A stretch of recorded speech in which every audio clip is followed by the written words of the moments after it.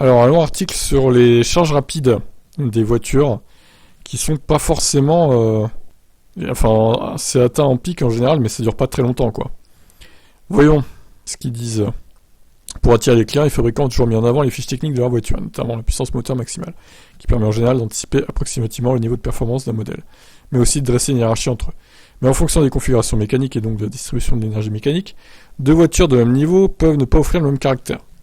Rien qui ne changera la face du monde en soi, que ce soit pour les thermiques ou des électriques, lorsqu'on évoque la puissance en pic. Si les voitures électriques disposent bien d'une puissance maximale toujours communiquée par les fabricants, l'administration distingue cette dernière de la puissance nette maximale, appelée aussi puissance nominale. Il s'agit plus précisément de l'énergie produite par la chaîne de traction moteur plus batterie pendant 30 minutes, qui est indiquée à la case de P2 sur les cartes grises françaises. Elle est en général très éloignée de la puissance en crête en raison de la technologie électrique. On observe généralement un écart de 50% entre les deux valeurs.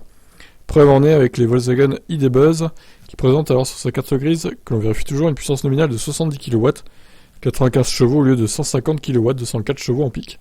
Ceci s'observe aussi avec le modèle Y Performance, avec 210 chevaux au lieu de 424 en pic, comme l'ont révélé les documents officiels. Mais les voitures électriques ont ajouté une nouvelle donnée à leur fiche technique, qui peut leur servir d'argument commercial à elle seule, la puissance de recharge rapide. Si elle est timidement associée à un temps de recharge jusqu'à 80% de charge, la valeur communiquée n'en demeure pas moins qu'un pic situé quelque part sur la courbe. Mais contrairement à la puissance du véhicule, il n'existe aucune règle. Et c'est bien là le problème, puisque les différences existent entre les annonces et la puissance délivrée sur une période donnée, d'où cet article. Lors des super tests, nous avons décidé de passer au crible chaque véhicule sur différents exercices de recharge, en voyant le type de borne et réseau, et ce afin d'acquérir le maximum de données et de comprendre ce qu'il se cache sous le plancher des électriques. Ainsi, nous déterminons pour chaque voiture la puissance de recharge moyenne entre 10 et 80% de charge, en fonction de la courbe type retenue. Face aux écarts constatés, nous avons calculé les écarts entre la performance suggérée par le pic annoncé et la puissance moyenne réellement disponible sur un plein utile. Et comme toujours, il y a des bonnes surprises et des moins bonnes, voire de très mauvaises. Car non, un pic de recharge plus élevé ne vous permettra pas forcément de partir plus vite de la station, pour une quantité égale d'énergie délivrée par la borne. Encore faut-il que cette puissance puisse être tenue, au mieux tout au long de l'exercice de charge. C'est ce qu'arrivent à faire les voitures électriques aux puissances les plus faibles. Ainsi, on se retrouve sur le podium 3 modèles avec moins de 100 kW annoncés, dans l'ordre le Niro, Highway U5 et le Break MG5. Victoire pour le Niro, malgré ses 72 kW annoncés, il arrive à maintenir une puissance moyenne de 65 kW. Son secret, une puissance de pointe observée plus élevée que le pic annoncé. Et oui, apparemment, on pourrait monter jusqu'à 84 kW en pic.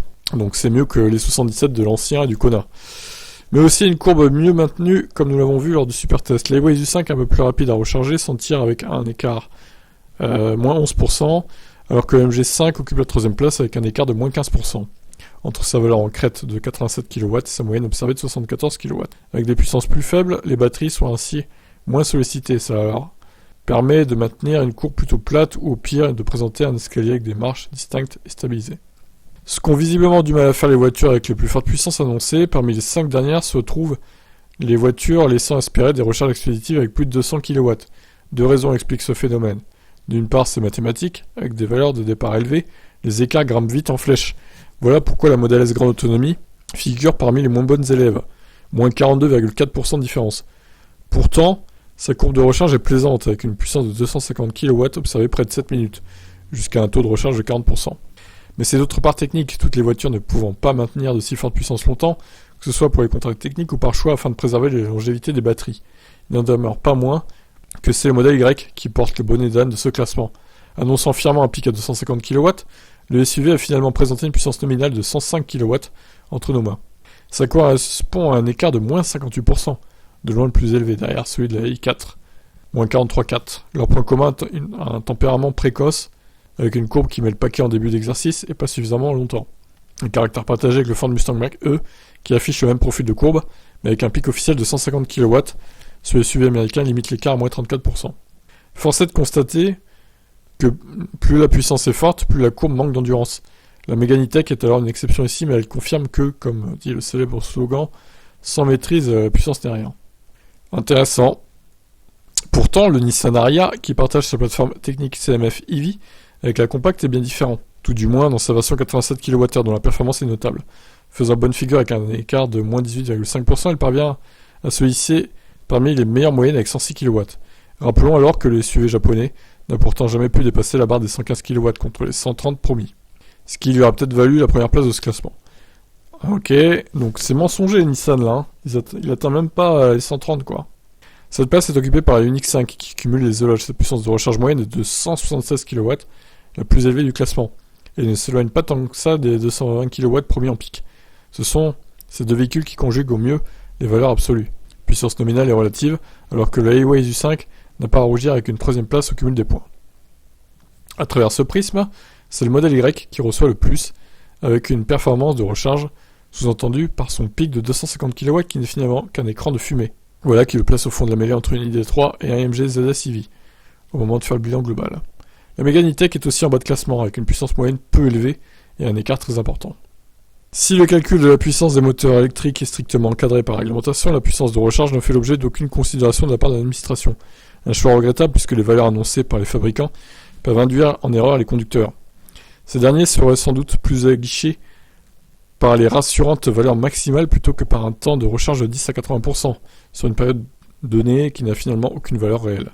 Une Peugeot i208 qui réclame 27 minutes pour faire un plein de 10 à 80% ne se recharge pas aussi vite qu'une Model S grande autonomie qui a besoin d'exactement le même temps pour le même exercice, alors que la batterie est 2 fois plus grande quoi. Pire encore, il pourrait ne jamais voir la couleur de la puissance annoncée selon les voitures et le taux de charge au moment de la brancher. Il n'existe pour le moment aucun projet de loi qui obligerait les constructeurs à communiquer une puissance de recharge moyenne, car si les moteurs sont déjà soumis à plusieurs facteurs influents, menant certains fabricants à poser leurs réserves sur le papier, la recharge rapide est encore plus sensible. Ça dépend du taux de charge au moment de brancher, de la température extérieure et de celle de la batterie, ou du réseau électrique. Pour un même véhicule, les performances de recharge peuvent donc changer rapidement d'une borne à l'autre. En tout état de cause, il apparaît que ce sont les véhicules avec les puissances les plus modestes qui tiennent le mieux leurs promesses. À l'opposé, il y a de fortes chances que ce soit avec les voitures aux plus grosses puissances annoncées que les conducteurs en auront moins pour leur argent. Donc le fameux tableau qui récapitule tout ça, du coup. Le Niro s'en tire avec le moins gros écart, on va dire. Highways, U5, MG5, Nissan Ariya, Ioniq 5, Zoé, Peugeot i208.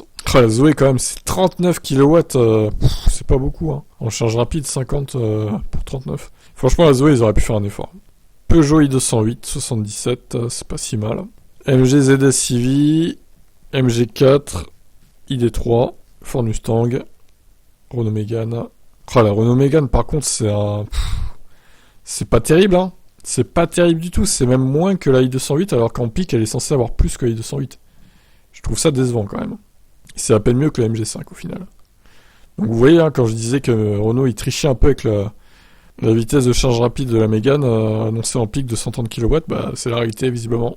Tesla Model S grande autonomie, BMW i4 et Model Y Performance, bon dernier.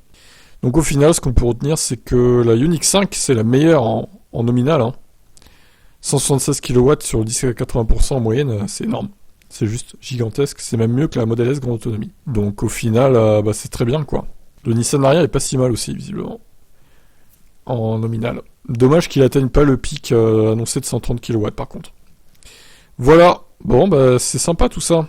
Ça donne une idée de qui triche pas trop, par rapport aux valeurs annoncées en tout cas. Je vous laisse commenter ces chiffres.